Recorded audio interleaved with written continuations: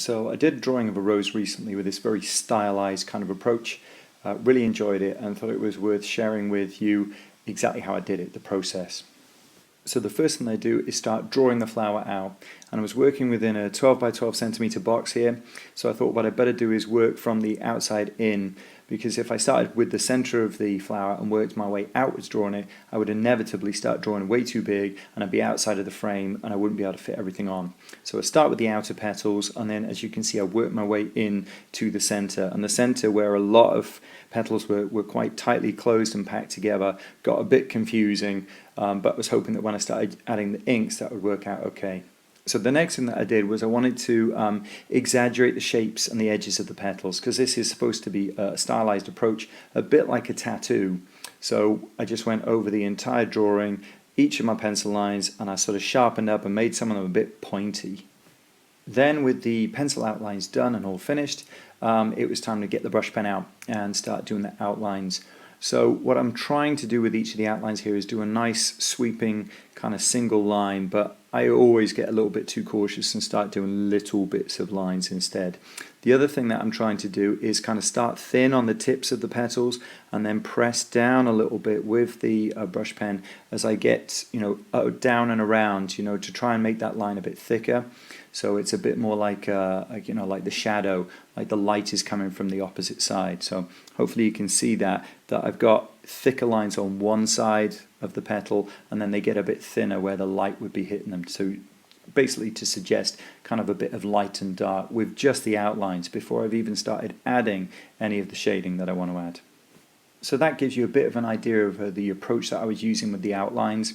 So then I'll just speed up this section to show you how I got all of it done. And basically I'm trying to work from left to right, but as you can see I just decided what I ought to do is do the center first and work outwards from the center. Luckily the paper that I was using, it was kind of a textured 135 GSM paper. It was quite absorbent, so even though at some stages you can see I'm working on the right and then going back to the left, which usually would smudge your inks, luckily this dried so quickly on this paper that I didn't really have to worry. But you can see me using a little bit of paper under my palm just to try and make sure that I don't smudge anything.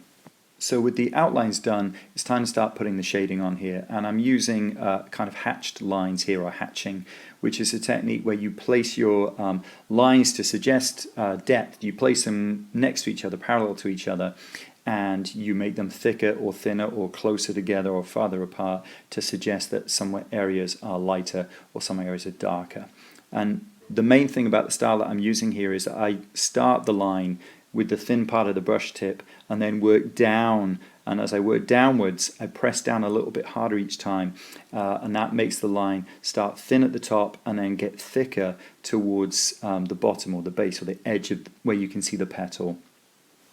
The hope with this is that what it will suggest is that it's kind of grayer towards the top of the petal and then getting darker, much more shadowy towards the base of the petal. And one of the other things that I'm trying to do here, and I've talked about this before, is that each of the lines that I'm drawing here, if you were to continue it all the way down through the flower, hopefully they would meet at the center or thereabouts. So I've talked about this being like spokes of a wheel. So the lines that I'm using here to draw this shading and this hatching, hopefully if they all met and converged, it would be in the very center of the rose. So what you've just seen there is the basic approach that I used on every single one of the petals, starting with the tip nice and thin and light and then pressing it gradually down as it got closer to the bottom or the base of each of the petals. So from light to dark with each of those strokes, and also making sure that they all hopefully would converge in the center. What you can see me doing here is I pause a little bit there because you can see those lines are no way going to converge in the center, which is right underneath where my thumb was. So I do something I wouldn't normally do here, and I go to the kind of the middle of the petal and start drawing some lines from there and work my way back to the bit that I've just started. Normally I wouldn't do that because there's a real risk when you try and you start at two ends and try and meet in the middle, it won't meet in the middle and it looks dodgy and some of the lines are too thick or there's a big patch which looks a bit uneven. But I really wanted to try and make sure that those lines were sort of coming back from the center. So that's why I started in the middle and worked my way back. It was at this point that I realized I'd have to do some of the strokes differently, because the petals that I was doing, that I've shown already, were ones that were sort of growing outwards and curving out and away from the center. But some of those petals in the center of the rose, clustered together, are very kind of tight and also kind of going inwards. They haven't quite sort of opened out yet, so they kind of face inwards. So I realized what I'd have to do with my strokes there is do the strokes from the edge of the petal in towards the middle, instead of doing them sort of upwards and outwards, which is what you can see that I'd done up to this point. Luckily that worked, because I hadn't practiced it beforehand. I'd done them all sort of going up and outwards, so glad that worked out. Then I speed this up because you've got an idea of how I'm doing each of the petals now. I've given you a close-up version of exactly the kind of technique that I'm using. So all it is now is just going for each and every single petal and doing them one at a time, and using the exact kind of approach, rules, whatever you want to call it, that I've shown you up until now. Having said that, I do this petal slightly differently, working sort of from the center outwards.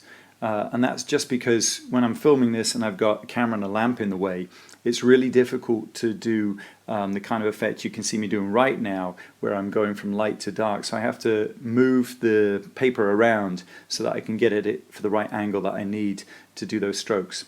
So that's what you can see me doing next. I turn it around so that it's much easier for me to then do that sort of light at the top down to dark near the edge of the petal kind of approach, because I just couldn't do that earlier because there's too much stuff in the way and I couldn't get the angle of stroke correct. So I move it this once and then I move it again so that I can get at the very, very bottom petals and do those the way that I really want to do them, rather than try and do it and just get it all wrong because of the angle that I was trying to do it at. So here's the finished piece, an inked rose tattoo in an old school style. I hope this tutorial has given you enough hints and tips so that you can copy this technique to do your own work, and if you liked it, please like or subscribe, or even watch one of my previous videos like this one where I do a realistic take on a horse chestnut using the brush pen. All the links that you need are below.